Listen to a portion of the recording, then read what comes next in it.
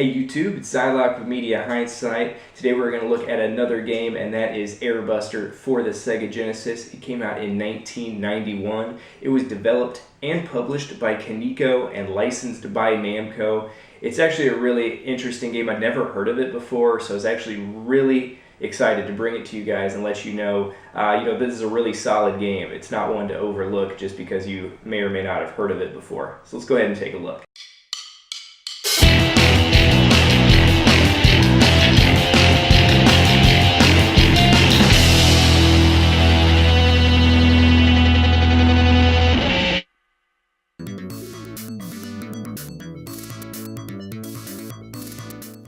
Airbuster is a beautiful side-scrolling shooter, one of the most stylized of the genre.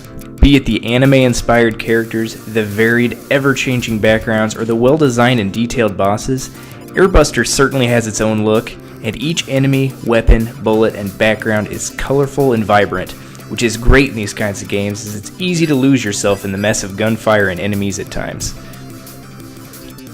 Your ship controls just as it should. The game is fast-paced, as most shooters are, and you're given the perfect balance of speed and maneuverability to dodge and shoot the oncoming swarms of enemies.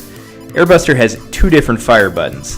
One, when held or tapped, will fire your main weapon depending upon which power-up you may have at the time, while the other button can be held in and charges an area of effect attack.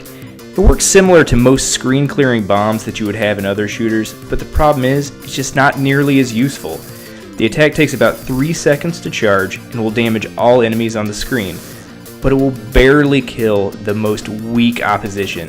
This makes it a poor choice for both dealing with tons of enemies or using as an emergency escape. I found very few uses for this charge attack past the first level or so, and I relied heavily just on my standard guns. This isn't so bad though, as there are 7 different weapons to choose from. Problem is, they just aren't that unique. You begin the game and each life with your basic machine gun and can change it into a spread shot, homing missiles, etc. These are all really standard fare, but they do give the player the firepower needed to succeed. The one thing I really don't like about this system though is how you attain the different weapons themselves. Throughout the level, an orange delivery pod will make an appearance and will require you to destroy it so that it can bestow these sought after power-ups. Herein lies 2 problems for me. The pod tends to show up in the heat of the battle, so it's tough to concentrate on shooting it and the enemies. It is a pretty big target, so this is the least of my issues though. When destroyed though, the pod shoots the power-ups across the screen and then they fall rather quickly out of reach. You better make sure that you see which power-ups you want and quick, because if you don't, you're bound to suicide bomb into an enemy when trying to get to the last one before it disappears. Honestly, you will die more to this tactic than to actual difficulty the game presents. Airbuster isn't too tough of a game by shoot-'em-up standards. Consider it a great entry-level point though if you feel like such titles as R-Type and Lightning Force are too difficult for you. It's not to say that Airbuster is a cakewalk either, but there are times where the difficulty does ramp up. This tends to be during the levels themselves only, as the bosses are usually pretty easy to get a grip on. While the enemies may not pose an overwhelming threat, their animation, colorful design, and generous detail is one of the standout features of this title. All the enemy ships feel like they are ripped out of a great over-the-top anime. The style of this game really kept me wanting to reach the next level and boss encounter, every time.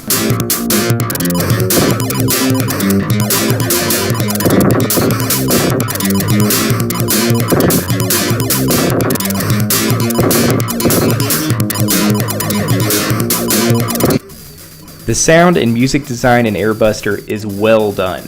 The music dynamically changes throughout the levels to fit the action on screen, and the sound effects of your weapons dropping enemy aircraft left and right sounds spot on.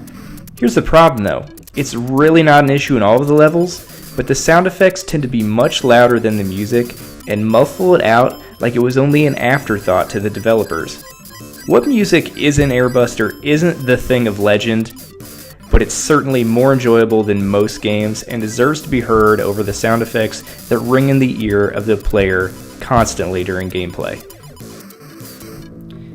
Airbuster was really a surprise treat for me, as I'd never heard of it or played it before this review.